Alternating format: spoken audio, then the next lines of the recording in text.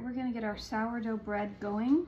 And in order for us to have sourdough on Sunday, we have to get it started on Saturday morning, okay? So we gotta think about this in advance. I have a 4-cup glass measuring cup here. And to that, I'm going to add 1 cup of flour and 1 cup of water.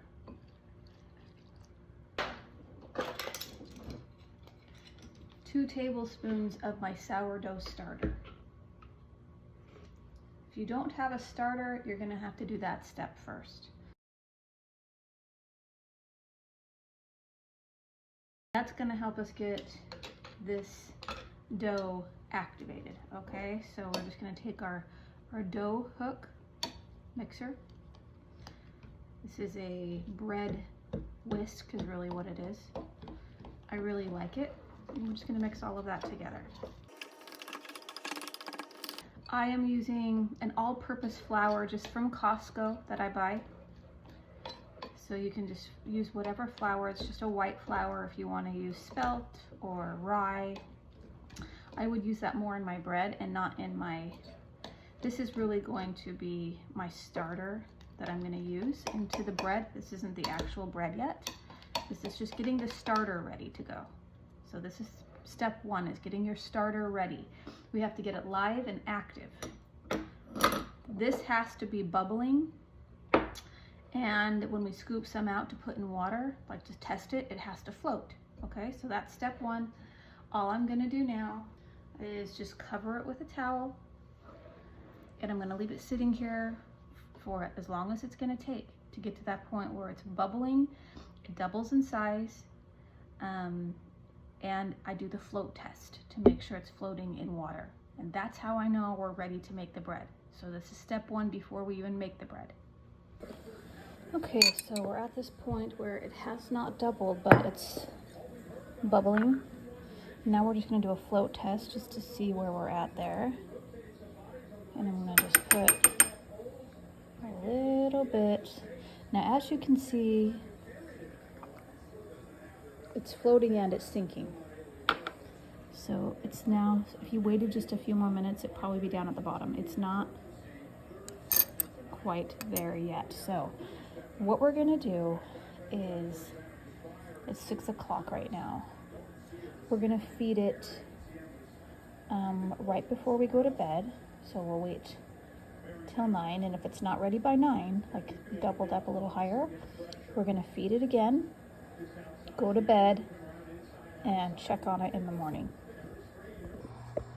Okay, it's about 7:40 at night, and just checking this again. You can tell there's a lot more kind of a dome shaped, like just more rounded edges here. It's a lot fluffier and lighter. It's not as heavy and dense. So I'm guessing this will float. Okay. As you can see, that is floating. So the float test passed completely. So we're ready to get started with our stretch and folds, which is coming next. All right, we're ready for the next step. And truth be told, if I waited till 9 p.m., this would probably be better. It'd be fluffier.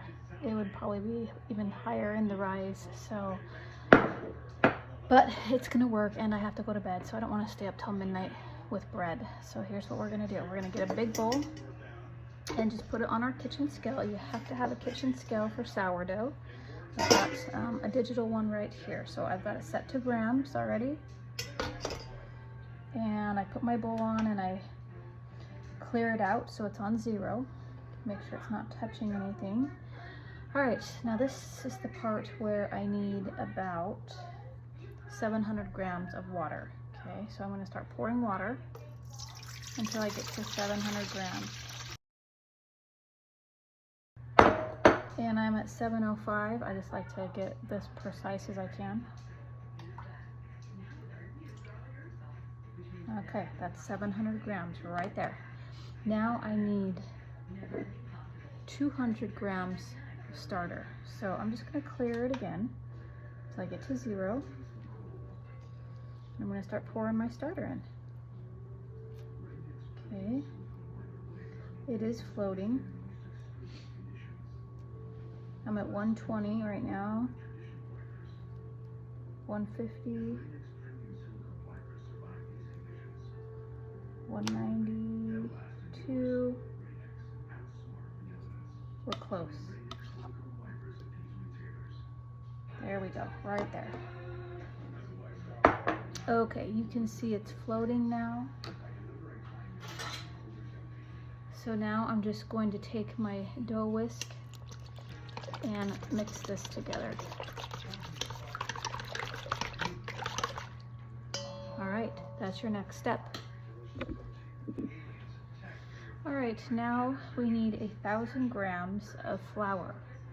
You could do 200 of a spelt or kamut or wheat flour, rye flour, and then I would suggest just 200 grams of that and then 800 grams of your white flour, or you can just do all 1,000 grams of white flour. So I've got the scale to 0. And I'm just gonna start scooping in my flour.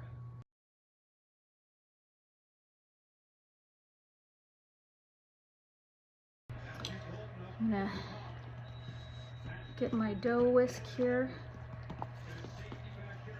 and just start mixing it all together. I want it to come together, and when it comes together, it's gonna be slightly wet still. It'll stick it's enough to stick to your hand.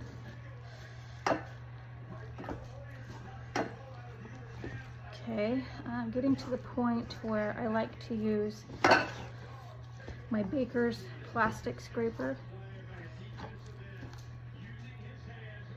So, as you can see, it's sticky. It's not super dry, but if yours is dry, just add a little bit more flour.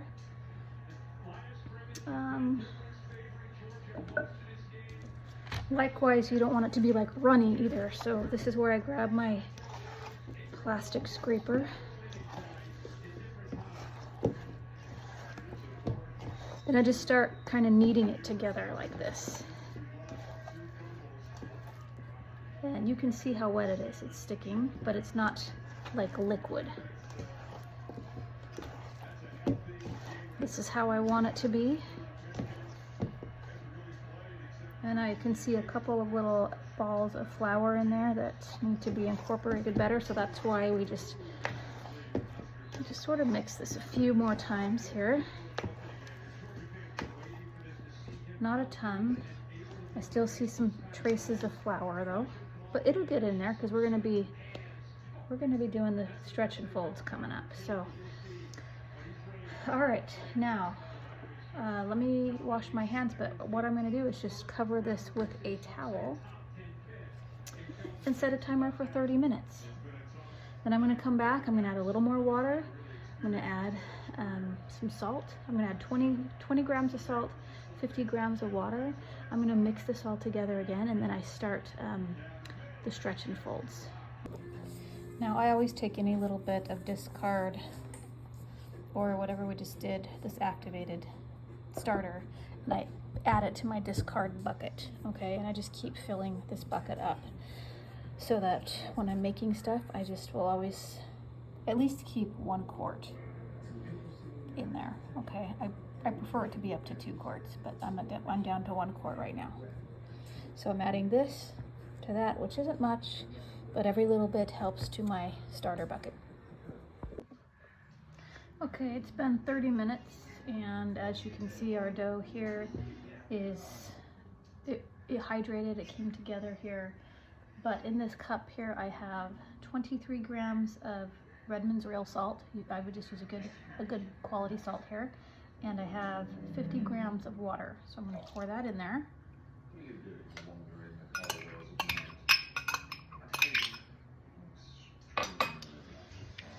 And I'm just gonna start mixing that in by hand, just like this. I want all of this salt water to be incorporated really well into the dough.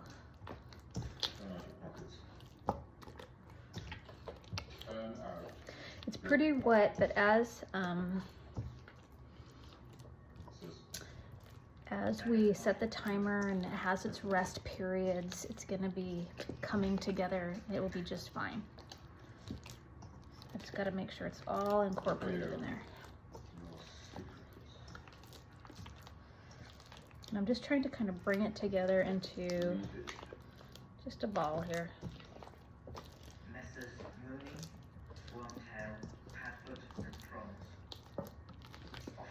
So just kind of keep incorporating it till you feel like it's come together really well. We're gonna set the timer for another 30 minutes. We're gonna do 3 more stretch and folds. So I'm covering this back up with my towel. And the timer's going on for 30 minutes. Okay, it's been 30 minutes. Here's our dough. I'm gonna get my hand wet, just because this will stick if I don't. So this is our first stretch and fold. Really, after the mix-in of the water and the salt, you kind of wanna just do this probably, you really only need 4 to 5 turns. I'm gonna stop it right there. Okay, that's our first one. I don't wanna mess with it too much. At this point, I kind of like it to be like, sometimes I like it to be like in a ball, like that. I'm gonna put the cloth back over it and set the timer for 30 minutes. All right, we are ready for the next stretch and fold. We have 2 to go. So I got my hand wet and I'm just folding it over itself. About 5 or 6 times like that. We put the cloth back over it. We set a timer for 30 minutes. And then the next one will be our last one. We got a lot of things done. Laundry, dishes, gotta mop the floors next, but a lot of chores got done in the meantime. All right, almost time for bed. So let's do the last stretch and fold. I'm gonna get my hand wet. All right, we're gonna stretch it and fold it just like this. And we have a nice elastic texture here. It's actually a very beautiful, smooth texture. It's nice. Okay, and that's it. So I'm not gonna put this in the fridge to have it rise in there. I'm actually gonna leave it out. I'm gonna leave it in this bowl. I'm going to take my cheesecloth here and I'm gonna get, this is like just a very thin piece of cloth. You could also use a paper towel, I suppose. I'm just gonna get it wet. I wring it out and just gonna like set it over the top like this. Just keeps it from like drying out. And then I'm just gonna put my towel back over. I'm going to bed now. I'm gonna let this rise for 8 to 10 hours. I'm gonna come check on it as soon as I wake up. And if it's doubled in size, which I'm sure it has, we won't have to wait at all. We'll just get started with the next step. So I'll see you in about 8 hours, maybe 9 hours when I wake up. Okay, it is 6:44 in the morning. So it's been, you know, about 7 hours here. And we're about this full in the bowl. So it did double in size, and sometimes I've had it higher, but this is about where you want it, okay? It's probably, yeah, it's probably about double. So this wet cloth will have stuck to the dough. So we're just gonna gently kind of peel it away, just like this. Peel it off. But I'd like that the dough didn't get like dry on the top, because I've had dough get dry on the top and then you have like crusty pieces in there and that's not fun. So I would prefer to do it this way. I've never seen anyone do this, but I do this. Just because I try to avoid the drying out. Okay, just peeling this away, just like that. Okay, so of course, your cheesecloth is gonna have some dough on it too. You can just kind of scrape that off, put it back in. The more you can get off the cheesecloth, again, the easier it's gonna be for you to wash the cheesecloth and not have a bunch of crap on it, so that you can use it again. Because I reuse my cheesecloth over and over and over all the time. All right, now what we're gonna do is flour our countertop here. Okay, so I'm just gonna wipe this off, flour it down, and then I'm going to dump this right out on the counter. All right, we floured the counter. Now we're just gonna dump this out.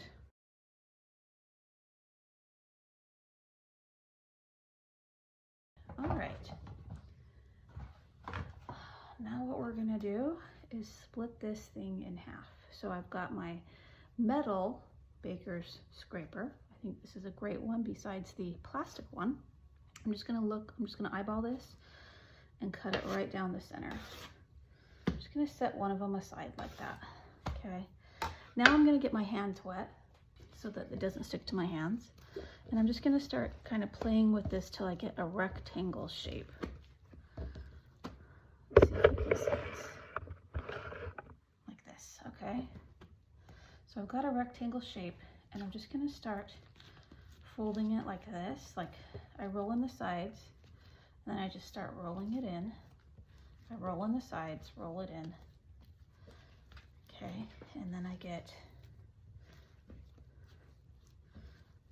a nice little, what appears to be like a loaf, okay?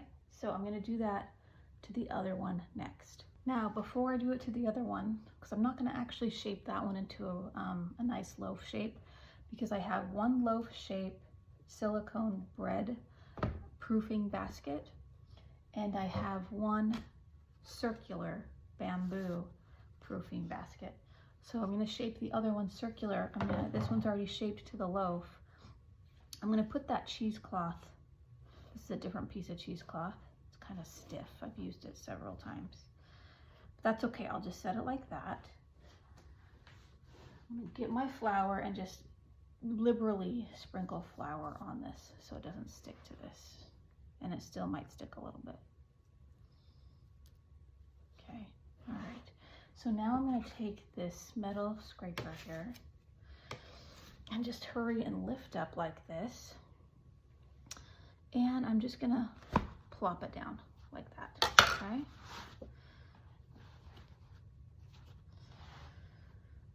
So it's gonna rise in this basket. I'll show you that in a second. I've gotta do my next one. Okay, so we're gonna do the next one now. Okay, let's work with this round one now. Let me just get a little more flour on my countertop here. Now, I'm going to create a round shape with this. So let me get my hands wet again. All right, I just start kind of tucking it in like this, right into the center. Like a tuck and fold. I'm gonna flip it over and I'm gonna start really getting this tight towards me. And yeah, I could have done that on the other one a little better. I didn't do this part. I like to really tuck it tight.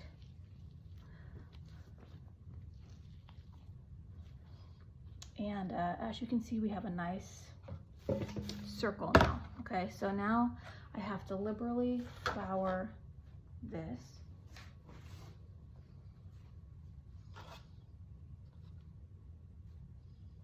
Okay, that's liberally floured. I'm gonna pick that up fast and just flip it on in there. There we go. Okay, and then I'm just going to kind of wrap it up like this. I like that I have some overhang on this one to keep it all fresh and nice like that. Okay, so here's my situation with timing. I could leave these out right now to rise, okay, which they might be ready in about 2 hours. So it's 7 o'clock, so it could be about 9 o'clock when these are ready to go into the oven. But I think what I'm gonna do, because my church starts at 8:30 and I'm not home till 10:30, and I got choir practice today, so I'm not home till 11:30. So now I'm gonna pop these in the fridge for the second rise, and they're not gonna rise very much. They will rise some. So when I get home from church, what I'm gonna do is take a look at them. If they haven't really risen at all, I'll just leave them out on the countertop for a few hours, and then I'll pop them in the oven. You have the option now to just leave them out for 2 to 3 hours here until you get just a little bit more of a rise. And when I say a little bit more of a rise, it's probably gonna be right to the top of this pan here, because look how full this is already. Okay, so you're probably gonna just gonna rise about an inch. It'll rise about an inch to 2 inches, and then then it's time to go into the oven. Okay, so that's the next step. And if you want to wait it out like me to see what will happen next, just wait until I do the next step. All right, so I pulled these out of the fridge. It's 11:42 in the morning, and they didn't rise at all, but I can see a little bubble in there. And when you kind of press down, it springs back up. So it's got lots of good air in it. See how that just kind of springs back up? But we didn't get much rise. So all I'm gonna do here is just let this come to room temperature and see where we're at, and then I'm just gonna bake it. So I'm gonna give this a good hour, maybe 2 on my countertop. See if we get just a little bit more rise out of it, and then I'm gonna go ahead and bake it in a 450-degree oven for about 1 hour. All right, so we're setting the oven to 450, and I just put the pots in. These are both cast iron pots. I recommend cooking in just cast iron. It just makes your bread have an even an even bake all around it, and it just comes out awesome. So I have an oval-sized one here and a round-sized here. So this one will be for our loaf shape. This one will be for our round one. All right, the time is now 1:50 p.m. So these have been sitting out since 11:44, and they're about at room temp. They're still kind of cool, but they've risen enough. I'm happy with the rise. When I shake it, I can see that it's still kind of wobbly. There's air in there.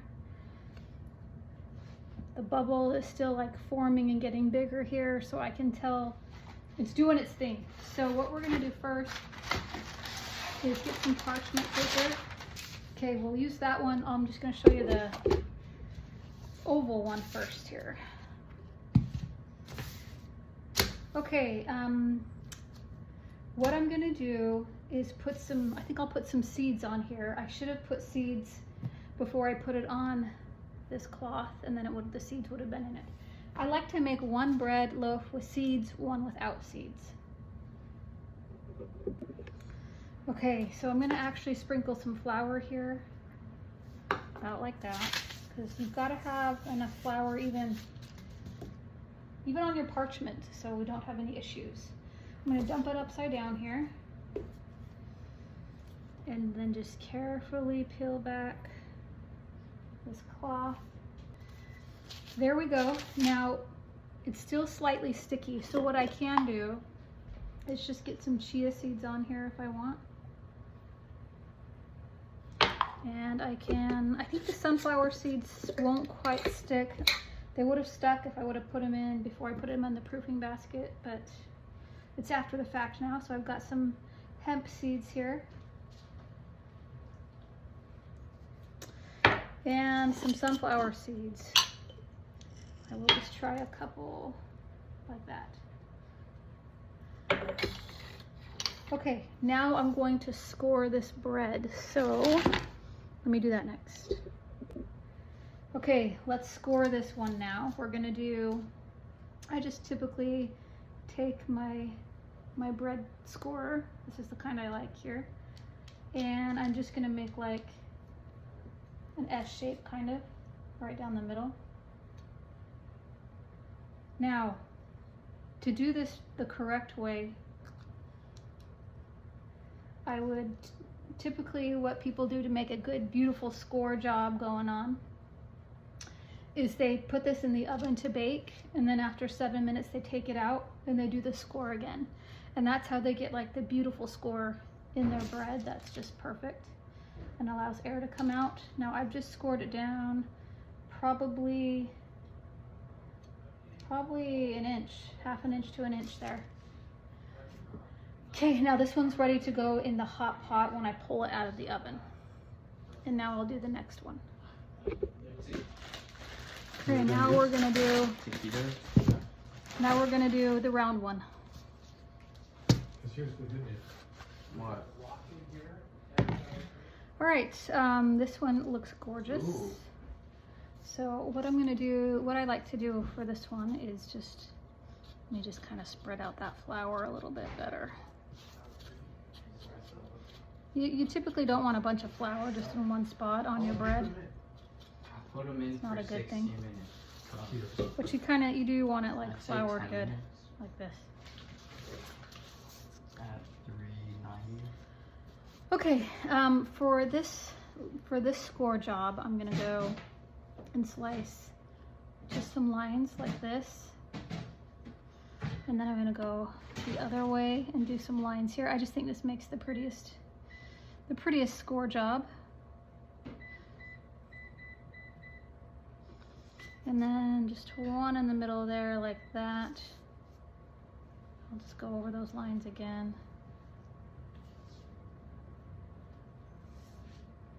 Just like this.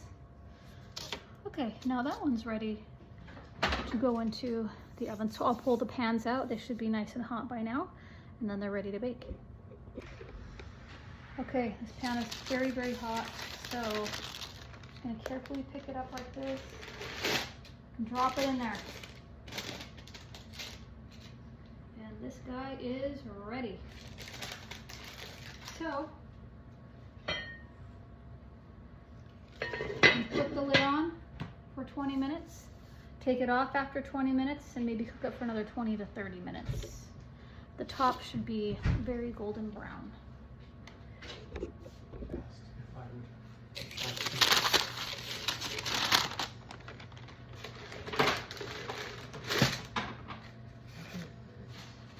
Okay, we've got the other one in now.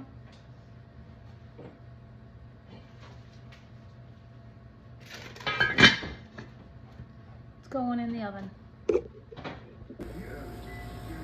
Okay, it's time to get this out of the oven. Or, I mean, take the pot lids off. So we're just gonna open this up, and this is piping hot. So see how it already puffed up so nice. So now we're gonna take the lids off.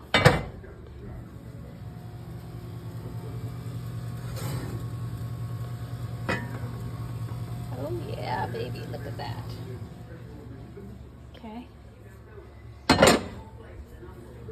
All right, and now we just cook these until we get a nice golden top and an internal temp of about 200, maybe 207, we'll see. All right, yes, I realize my oven is a mess, but if you can get in there and look, we've got a nice toasty brown color, which is what we want. So I'm gonna just pull it out and give it the thermometer test here.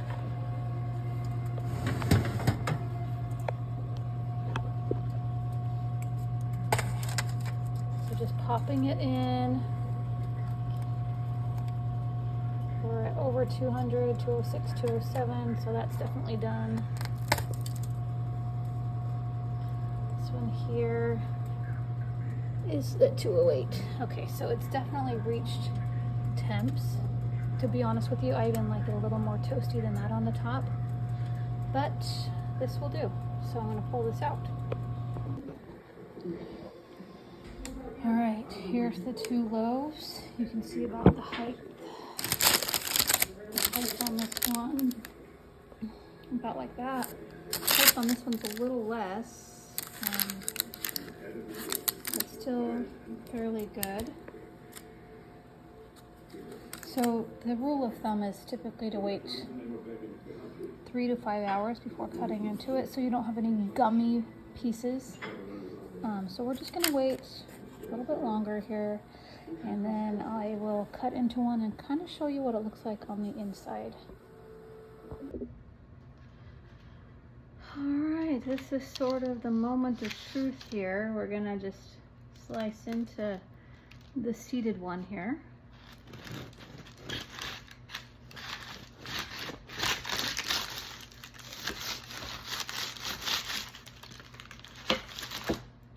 Okay.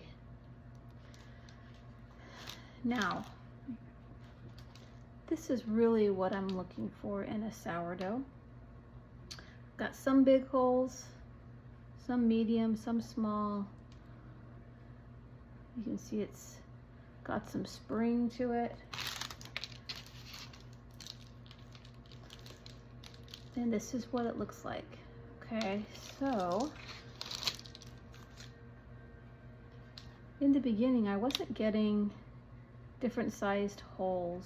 In fact, I wasn't getting holes at all because I was either overproofing or I was handling it too much or rolling it tight. But I found that the more you do sourdough, the better it turns out, and then you start getting it right where you want it to be. Now there were times when I'd have too big of a hole. It would take up too big of a chunk of the bread there. And that was an issue too. So it's just really finding the right touch, the right way of doing it, and you'll have just perfect bread every time.